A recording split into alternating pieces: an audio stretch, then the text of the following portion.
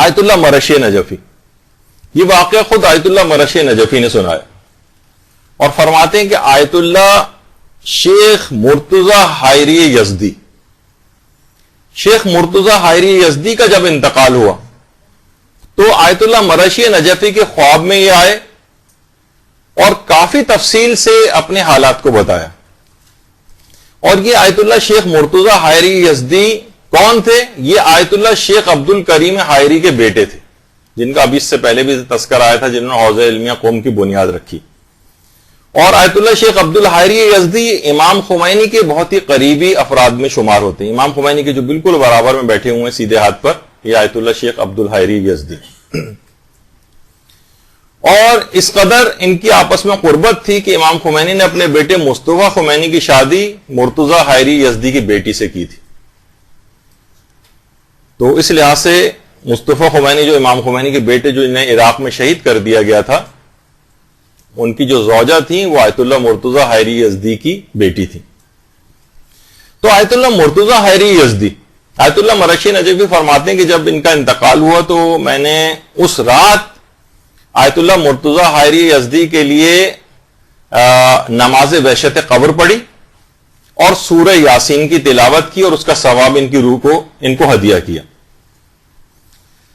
اچھا، اس کے صرف چند راتوں کے بعد ہی میں نے ان کو خواب میں دیکھا اور خواب میں مجھے اچھی طرح معلوم تھا کہ ان کا انتقال ہو چکا ہے اور مجھے اس بات کا تجسس تھا کہ میں آیت اللہ مرتضی حائری یزدی سے پوچھوں کہ مرنے کے بعد ان کے ساتھ کیا ہوا. تو میں نے کہا کہ آغا یہ آپ کی مرنے کے بعد کیا ہوا، حالات کیا رہے؟ تو مجھے ان کی حالت سے دیکھ کر لگا کہ آغا حائری بہت خوش ہیں اور انہوں نے کہا کہ بہت سے مرحلوں سے گزر کر میری روح میری جسم سے باہر آئی اور بہت آہستگی کے ساتھ جسم سے نکل گئی، اور جب مجھے قبر میں رکھا گیا تو میں نے اوپر سے اپنے جسم کو مکمل طور پر پہلی بار دیکھا. جب روح جسم سے الگ ہو جاتی ہے اور جسم پڑا رہ جاتا ہے تو روح اس کو دیکھتی، تو میں باہر سے مکمل طور پر اپنے جسم کو دیکھ رہا تھا. میں مبہوت ہو کر رہ گیا اور دل میں ایسی غمزدہ کیفیت طاری ہوئی کہ میں قبر کے کونے میں غمزدہ بیٹھ گیا. قبر کی پائنتی کے پاس سے اچانک سے مجھے کچھ خوفناک آوازیں آنا شروع ہوئی.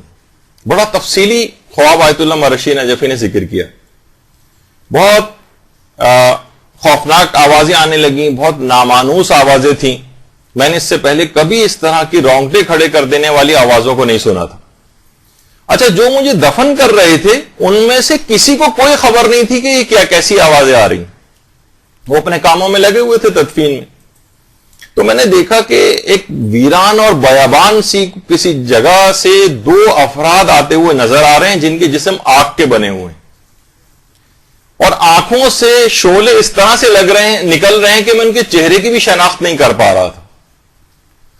دونوں آپس میں بات چیت کر رہے تھے اور میری طرف اشارہ کر کے جیسے میرے متعلق کچھ بات کر رہے ہیں. میرا خوف بڑھتا ہی جا رہا تھا.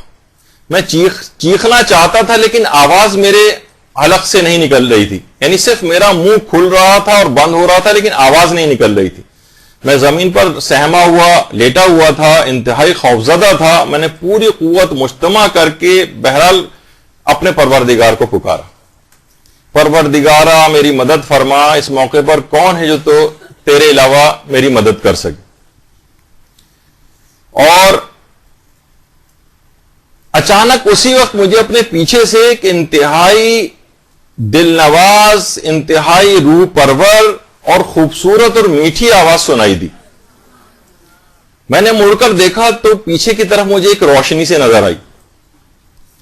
دونوں آگ کے بنے ہوئے وہ جو اشخاص آ رہے تھے وہ اس روشنی کو دیکھ کر مجھ سے دور ہونا شروع ہو گئے، یہاں تک کہ دور ہوتے ہوتے اتنا دور چلے گئے کہ وہ بالکل غائب ہو گئے.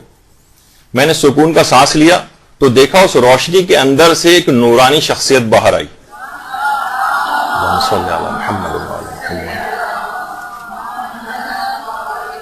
بہترین مسکراہٹ ان کے چہرے پر تھی اور کہا کہ کیا تم خوفزدہ ہو؟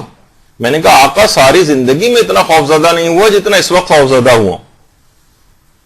اگر آپ نہ آتے تو نہ جانے میرے ساتھ کیا ہو جاتا. لیکن اس کے بعد فرماتے ہیں کہ میں نے خود ہی ہمت کر کے پوچھا آغا آپ کون ہیں؟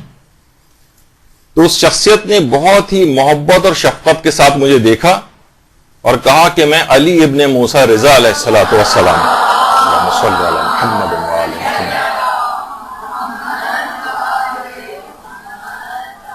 اور کہا ہے مرتضی حائری تم 38 مرتبہ ہماری زیارت کے لیے آئے تھے، اب میرا بھی یہ فرض بن گیا ہے کہ میں تمہاری قبر میں 38 دفعہ تمہاری زیارت کے لیے آؤں، اور آج اس زیارت کا پہلا دن ہے، ابھی مجھے 37 دفعہ تمہاری زیارت کے لیے مزید آنا ہے۔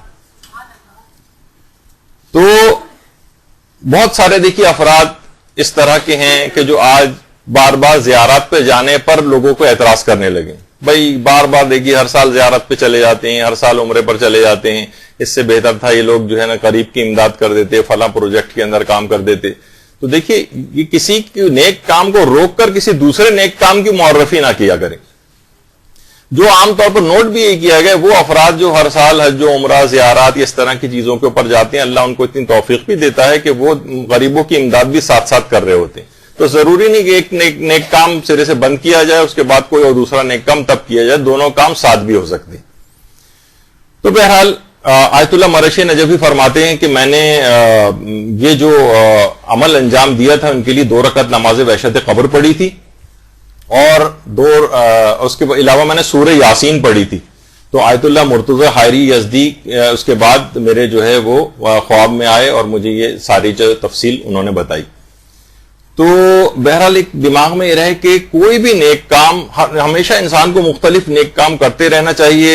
اب جیسے کہ ابھی آپ زیارت کا تذکرہ آیا، قبر میں ہر نیک عمل کسی نہ کسی صورت میں فائدہ پہنچائے گا۔